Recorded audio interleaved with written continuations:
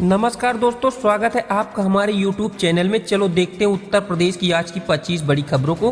उससे पहले अगर आपने अभी तक हमारे चैनल को सब्सक्राइब नहीं किया है तो चैनल को सब्सक्राइब करके बेल आइकन प्रेस कर दे, जिससे हमारे द्वारा दी गई हर जानकारी आपको सबसे पहले प्राप्त हो सके। चलो देखते हैं सबसे पहली खबर को।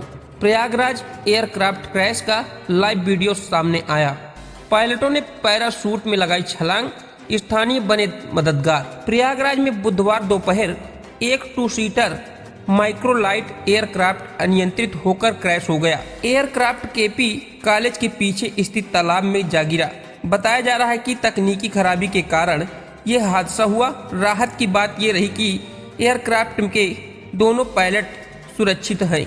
वही अगली खबर है, उत्तर प्रदेश के राजभवन का भी नाम बदल कर किया गया जनभवन। भारत सरकार के निर्देशानुसार 8 राज्यों और केंद्र शासित प्रदेश ने अपने राज्य भवनों के नाम बदलकर लोक भवन कर दिया है। ये कदम औपनिवेशिक मानसिकता को दूर करने के लिए उठाया गया है। वहीं अगली खबर है, काशी विश्वनाथ मंदिर दर्शन करने पहुंचे कांग्रेस प्रदेश अध्यक्ष अजय राय। पुलिस ने मणिकर्णिका घाट पर बढ़ाई सुरक्षा। उत्तर प्रदेश के कांग्रेस अध्यक्ष अजय राय और महाराष्ट्र के कांग्रेस नेता नाना पटोले ने काशी विश्वनाथ मंदिर के दर्शन किए। इस दौरान मणिकर्णिका घाट पर पुलिस बल तैनात कर सुरक्षा कड़ी कर दी गई है। पुलिस की आशंका थी कि कांग्रेस नेता मणिकर्णिका घाट जा रहे हैं, जहां निर्माण कार्य और तोड़फोड़ की चर्चा है। प्रशासन ने धार्मिक स्थल पर शांति बनाए रखने के लिए कदम उठाया है। वहीं अगली खबर है, यूपी में आपस में जुड़ेंगी शहरों की गैस पाइपलाइन। मेरठ से हुई इसकी शुरुआत। उपभोक्ताओं को होगा ये फायदा। शहरों की गैस पाइपलाइनें अब आपस में जोड़ी जाएंगी ताकि मुख्य वितरण लाइन क्षतिग्रस्त होने पर ब्लैकआउट से बचा जा सके। ये कदम बागपत की घटना से सबक लेकर आया है। मेरठ में गेल गैस लिमिटेड ने हापुड़ और मोदी नगर की इंद्रप्रस्थ गैस लिमिटेड लाइनों को जोड़ने का काम शुरू कर दिया है। वहीं अगली खबर है, कर्नल सीके नायडू ट्रॉफी के लिए यूपी क्रिकेट टीम घोषित। आदर्श बने कप्तान, युवा खिलाड़ियों को सुनहरा मौका। Colonel C K Naidu trophy under 23 के लिए उत्तर प्रदेश क्रिकेट टीम घोषित कर दी गई है। धाकड़ सलामी बल्लेबाज आदर्श सिंह टीम की कप्तानी करेंगे, जबकि अंश तिवारी को भी टीम की जगह मिली है। आदर्श ने हाल ही में मुंबई के खिलाफ 223 रनों का रिकॉर्ड पारी खेली। यूपी टीम 23 जनवरी से भिलाई में छत्तीसगढ़ से भिड़ेगी।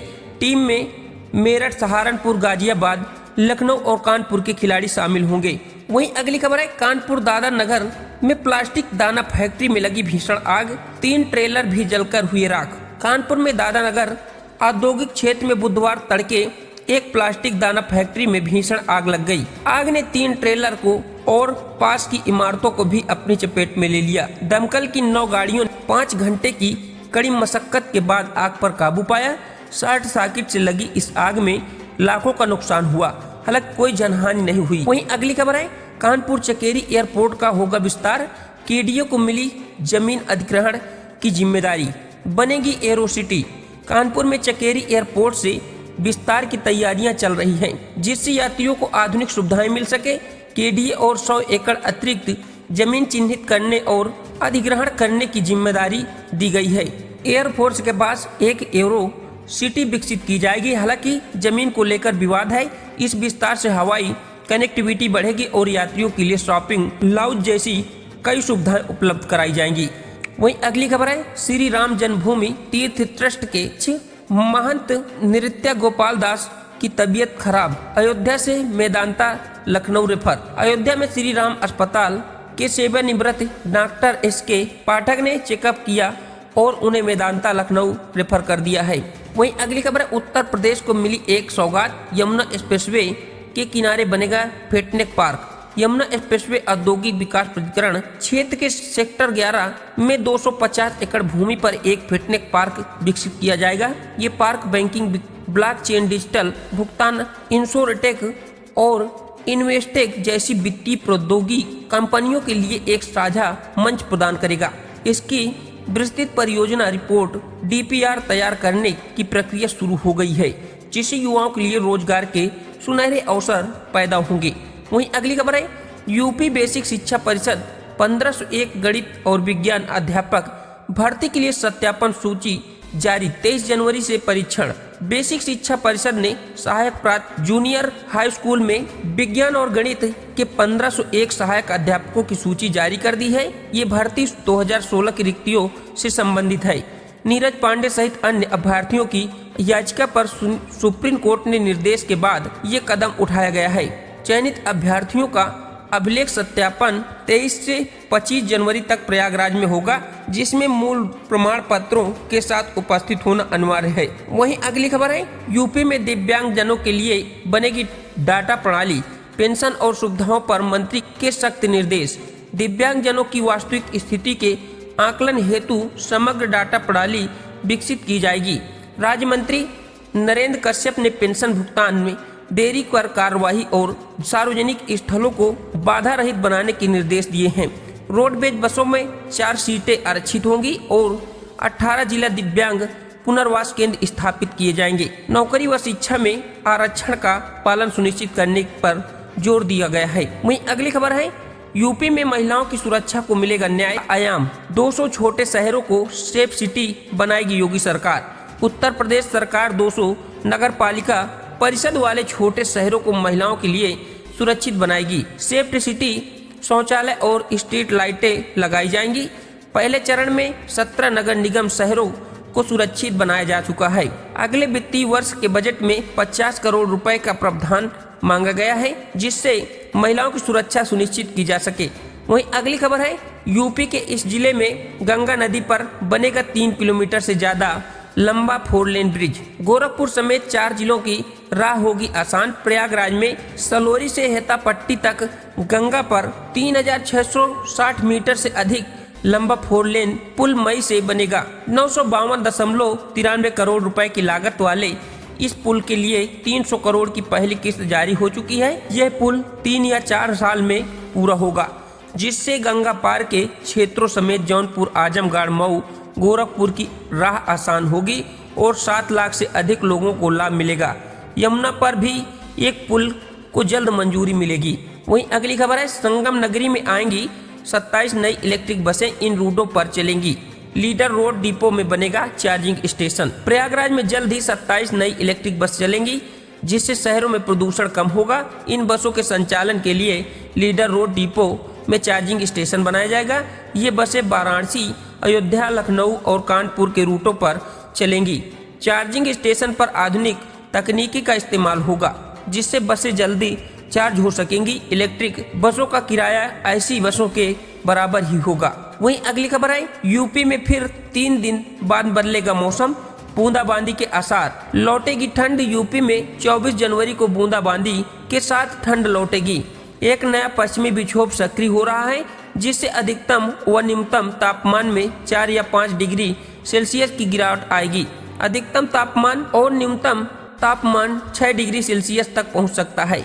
ये बदलाव 27 जनवरी तक रहेगा, जिसके बाद तापमान फिर बढ़ेगा। जलवायु परिवर्तन के कारण सर्दी का मौसम सिकुड़ रहा है। वहीं अगली खबर है, गोरखपुर में 12.55 करोड़ से बदलेगी 7 वार्डों की तस्वीर। सड़क नाली निर्माण को शासन ने दी मंजूरी। गोरखपुर नगर निगम ने शहर की बुनियादी सुविधाओं को मजबूत करने के लिए बड़ा कदम उठाया है।